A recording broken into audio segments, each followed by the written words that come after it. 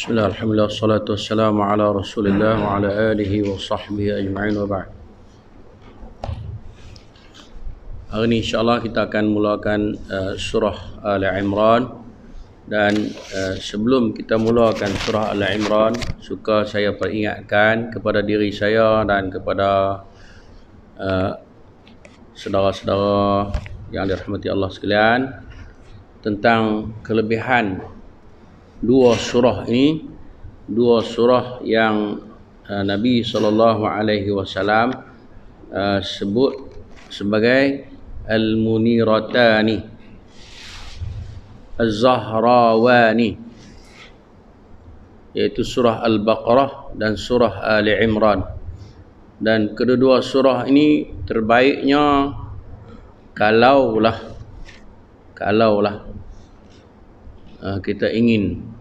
kita nak mengejar kelebihan daripada Allah Subhanahu wa taala, maka kita jadikanlah ia sebagai amalan bagi kita pada setiap malam kita baca sebelum kita tidur. Mai dai dah apa? Ayat kursi kadang-kadang tak larat nak ni no. Tapi itulah maknanya di sana ada riwayat-riwayat yang menceritakan tentang benar ni no. Itulah kalau kita naklah, maknanya kita boleh baca Al-Baqarah dengan Ali Imran. Di sinilah kita nampak betapa hebatnya Nabi kita sallallahu alaihi wasallam. Pernah dia sembahyang tahajud, sembahyang malam, dia baca pada rakaat yang pertama lepas pada Fatihah dia baca suratul Baqarah, kemudian dia sambung Ali Imran, kemudian dia sambung An-Nisa. Kita tu imam baca Alif Lam Mim zalikal kitab jam. Kan kita doa agak arah saya kena berdiri lama. Padahal tu imam nak baca ulaika humul muflihun. Allahu akbar. Jadi kita kena iktiraf tentang kelemahan diri kita. Bila kita dah tahu kita lemah, sedangkan kita akan berhadapan dengan suasana yang sangat-sangat menggerunkan di hari akhirat, maka kita cari jalan lah supaya kita adalah sedikit sekurang-kurangnya persediaan kita, no? Dalam satu hadis yang sahih, di antara cara yang kita nak mengelak daripada berhadapan dengan suasana itu, dalam satu hadis yang sahih daripada Nawas bin Sam'an radhiyallahu anhu, katanya sami'tu Nabi SAW yaqulu yu'ta bil Qur'an yawmal qiyamati wa ahluhu alladhina kanu ya'maluna bihi taqdumuhum surat Al-Baqarah wa Ali Imran. Di akhirat nanti akan dibawa Al-Quran. Al-Quran akan dibawa pada hari kiamat, kemudian bersama dengan ahli-ahlinya. Allah, ya Allah, jadikanlah kami daripada ahli Al-Quran. Kita insya-Allah kalau kita istiqamah macam ni, moga-moga Allah Subhanahu taala akan jadikan kita di kalangan ahlul Quran, no? Jadi di akhirat nanti akan dibawa Al-Quran dan bersama dengan ahli-ahlinya, dan kita harap kita bersama dengannya. Alladzina kanu ya'maluna bihi, iaitu orang yang beramal dengan Al-Quran, bukan sekat baca, faham dan beramal. Kemudian taqdumuhum surat Al-Baqarah wa Ali Imran, dan mereka akan dibimbing oleh surah Al-Baqarah dan surah Ali Imran. Satu peluang lah.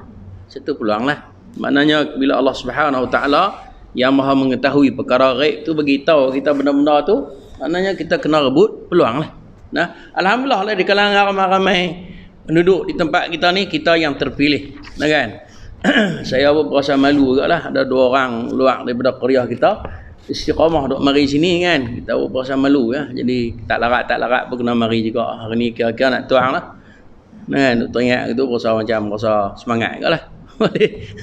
Ini lah. Malam pun tak pergi mengajak, malam ni tak boleh larat.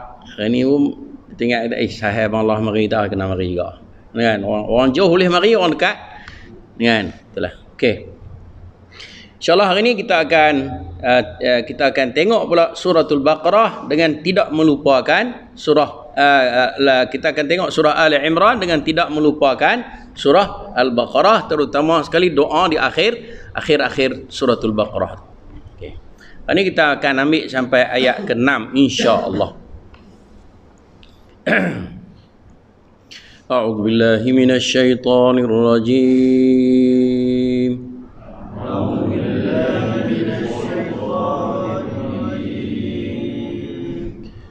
بسم الله الرحمن الرحيم.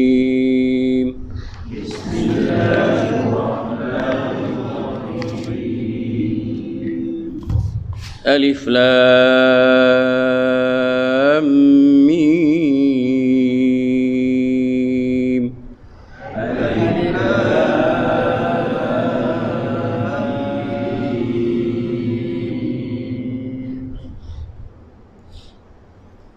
الله لا إله إلا هو الحي القيوم.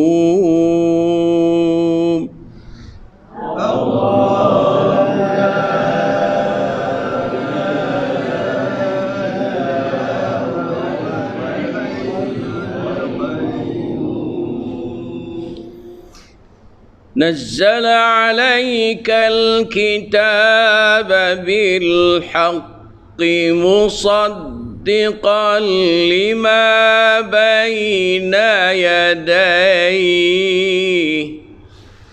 نزل عليك الكتاب بالحق مصدقا لما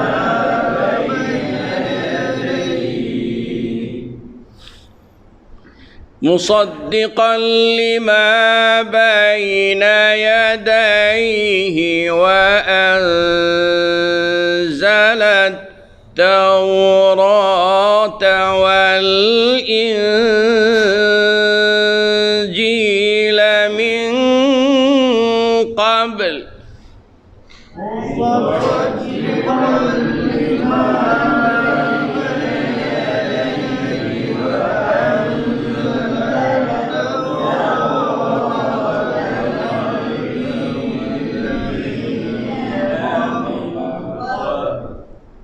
قبل ada lam no.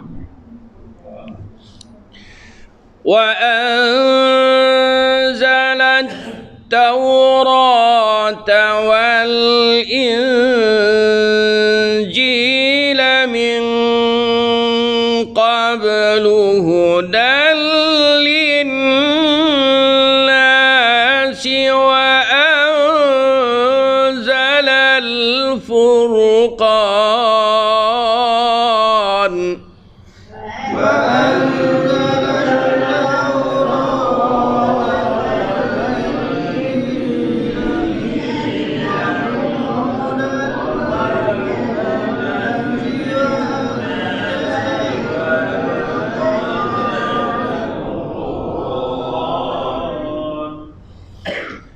إن الذين كفروا بآيات الله لهم عذاب شديد.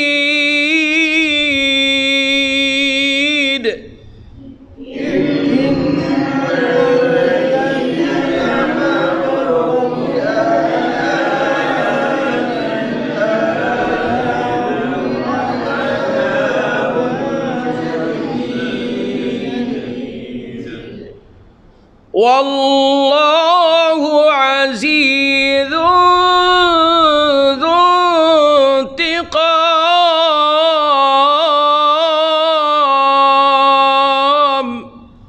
والله عزيز ذو انتقام. إن الله لا يخفى عليه شيء في الأرض ولا في السماء.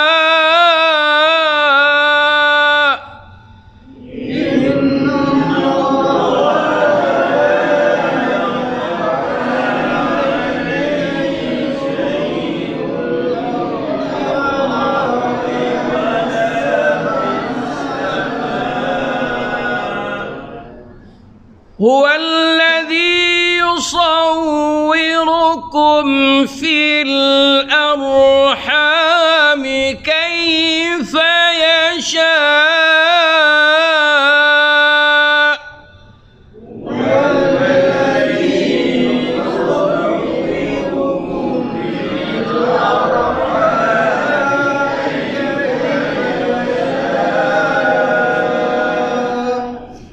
هو الذي يصوركم في الأرحام كيف يشاء والذي يصوركم في الأرحام كيف يشاء لا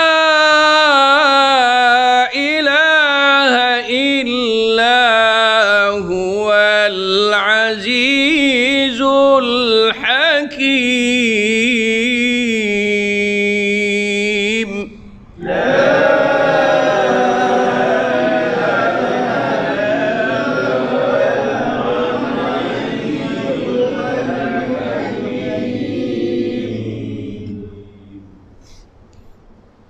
Allahu Akbar. Banyak sangat benda yang ada di dalam permulaan surah Ali Imran ini. Dengan kesempitan masa yang ada pada kita, sekadar yang kita sempatnya lah. Alif Lam Mim al-huruf al-muqatta'ah fi awal surah, huruf-huruf yang terputus di awal surah. Alif Lam Mim yang Nabi SAW sebut dalam hadis, dia kata siapa yang baca Quran, setiap huruf itu diberi 10 darjah, 10 darjat, 10 pahala. Dan aku tidak berkata alif lam mim itu satu huruf, tetapi alif itu satu huruf, lam itu satu huruf, mim itu satu huruf. Maknanya kalau cara alif lam ni kalau kita baca, mana kita dah dapat 30. Kemudian Allah itu ada 5 huruf, maknanya 50 untuk saudara kira lah, malaikat tolong kira lah. Kita buat ya. Itu sangat banyak kelebihan membaca Al-Quran, apatah lagi disertakan dengan tadabbur, kemudian disertakan dengan amalan. Ayat yang paling besar ialah ayat yang macam ni, Allahu la ilaha illa huwal hayyul qayyum. Yang ni telah pun dijelaskan di dalam ayat kursi yang kita baca dahulu. Macam tu juga, kan? Jadi maknanya sebab itulah yang menyebabkan Ali Imran dan juga surah Al-Baqarah ni termasuk di kalangan surah-surah yang mempunyai banyak kelebihannya. Sebab ada di dalamnya apa? Tauhid, mentauhidkan Allah. Jadi Alif Lam Mim ni tidak ada penafsiran, dianya adalah kekal sebagai mukjizat Allah. Hanya Allah Ta'ala saja yang mengetahui maksud Alif, Lam dan Mim di awal surah. Walaupun ada di sana beberapa penafsiran, tetapi ianya tidaklah disandarkan kepada nas yang sahih. Contohnya kata Alif itu Allah, Lam itu malaikat Jibril, Mim itu Muhammad. Maknanya seolah-olah menggambarkan bahawa Al-Quran itu datang daripada Allah melalui malaikat Jibril kepada Nabi sallallahu alaihi wasallam. Tapi penafsiran itu tidak ada asal. Jadi sekadar saya memberitahu saja. Allahu la ilaha illa huwal hayyul qayyum. Allah. Ini satu benda yang mesti kita sematkan di dalam jiwa kita. Apa dia? Allah itu la ilaha illahu, tidak ada Tuhan yang layak disembah kecuali Dia. Huwal hayy. Allah Ta'ala itu sentiasa hidup. Jadi bila kita faham kata Allah Ta'ala itu sentiasa hidup, kita akan rasa gerun untuk melakukan derhaka kepadanya. Kita akan rasa bersemangat untuk melaksanakan ketaatan kepada Allah. Daripada memahami hayy, hidupnya Allah Ta'ala itulah akan menyuburkan sifat takwa dalam diri kita. Al-Qayyum, makna yang tidak memerlukan bantuan orang lain, berdiri dengan sendiri, yang kita sebut pada qiyamuhu binafsihi, qiyamuhu binafsihi, mana Allah Ta'ala itu berdiri dengan sendiri, tidak berhajat kepada makhluk. Maka sebab itulah Nabi sallallahu alaihi wasallam dalam satu hadis kursi menegaskan bahawa jika sekiranya Allah Ta'ala berfirman, wahai manusia, jika sekiranya kamu dari kalangan jin dan manusia, daripada Adam sampai hari kiamat, ala atqa qalbi rajulin wahidin, merupakan orang yang sangat-sangat bertakwa kepada Allah. Maknanya kalau daripada jin dulu, daripada Adam dulu sampai hari kiamat, semua manusia ni bagus-bagus belaka, tak ada seorang pun yang derhaka kepada Allah, tidak menambahkan sedikit pun kekayaanku, kemegahanku. Allah Ta'ala duk macam tu. Maknanya kita beribadat kepada Allah, kita mengagungkan Allah, kita membesarkan Allah, tidak menambahkan kebesaran dan keagungan Allah. Tak semacam manusia. Manusia itu selagi apabila ramai orang memuja dia, maka terpujalah dia, terangkatlah dia. Kan? Kalau cara orang banyak mengeji dia, maka jatuhlah dia. Jatuhlah dia. Tetapi Allah Ta'ala, hang keji dia ke, hang puji dia ke, hang sembah dia ke, hang tak sembah dia ke, dia tetap macam tu. Kenapa? Allah Ta'ala sifatnya pada Al-Qayyum. Maknanya qiyamuhu binafsihi. Allah Ta'ala itu tegak ia, berdiri ia dengan sendiri, tidak berhajat kepada makhluk. Jadi sebenarnya kalau kita faham betul-betul, kita beribadat kepada Allah ni sebenarnya manfaatnya kembali kepada kita. Kepada kita. Maknanya kalau kita beribadat kepada Allah, maknanya kemuliaan itu sebenarnya, walaupun kita nak memuliakan Allah, tapi sebenarnya Allah Ta'ala akan kembalikan kemuliaan itu kepada kita, bukan kepada orang lain. Macam tu juga kalau kita infak kepada orang lain, orang tu sebenarnya bukanlah nak jadi kaya, nak jadi apa tak. Sebenarnya yang nak jadi bertambah bagus, nak jadi bertambah banyak harta tu siapa? Kita. Tapi itu dia lah, bukanlah harta di dunia, harta di akhirat. No? Allahu Akbar. Kemudian setelah Allah Subhanahu Wa Ta'ala menyatakan dia adalah ilah, adalah Tuhan yang semata-mata tidak ada Tuhan selain dia, yang hidup selama-lamanya, tidak ada permulaan, tidak ada penghujung, dan dia berdiri dengan sendiri. Kemudian Allah menegaskan tentang risalah, nubuwah Nabi kita sallallahu alaihi wasallam. No? Lalu Allah kata, nazzala alaikal kitaba bil haqq. Dia, yakni Allah, menurunkan kitab Al-Quran kepadamu wahai Muhammad, yang mengandungi kebenaran. Allah sendiri menyatakan dengan sendiri dia, tak payah duduk risau, tak payah duduk bimbang tentang percakapan manusia yang mengarut-mengarut. Akulah sebenarnya yang menurunkan Al-Quran itu kepada kamu. Macam mana kita tengok dalam sejarah perkembangan Islam, Nabi sallallahu alaihi wasallam dituduh sebagai apa? Orang yang mencipta Al-Quran. Ya? Tapi Allah Ta'ala menegaskan bahawa Allah sendiri yang menurunkan Al-Quran, yang di mana Al-Quran itu tidak ada di dalamnya melainkan kebenaran.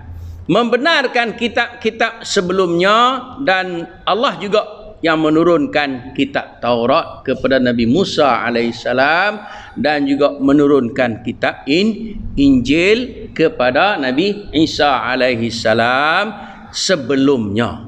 Jadi mungkin tuan-tuan tertanya tadi pasal apa yang Ustaz tak wakaf pada ayat tu kan.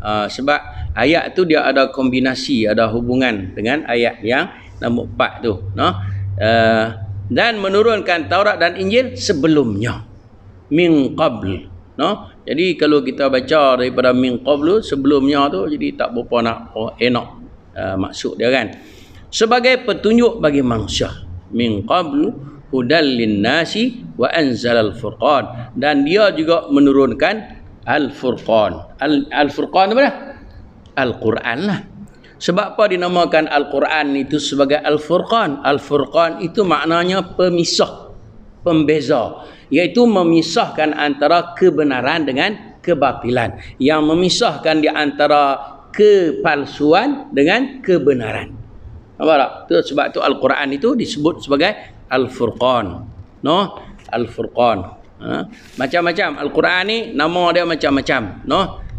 Macam-macam nama dia. Di antaranya Al-Furqan. Al-Quran tu nama asal dia. Pasal apa dinamakan Al-Quran Maya?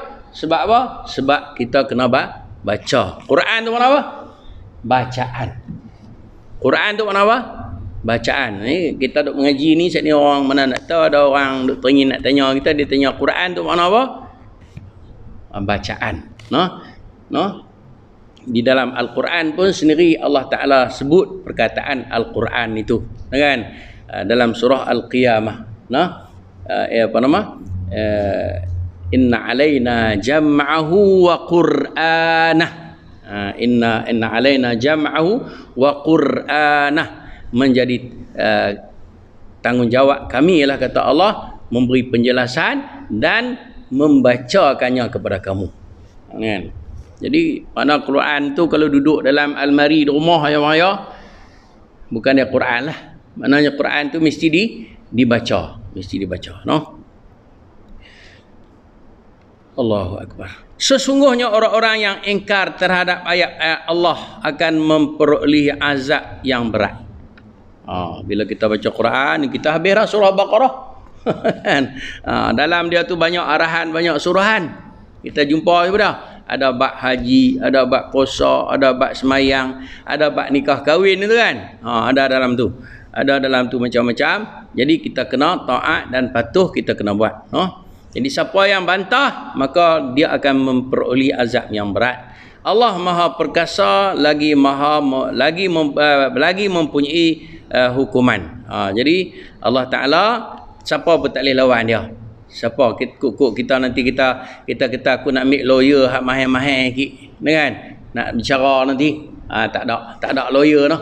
Yang jadi lawyer kita apa dah? Amalan kita.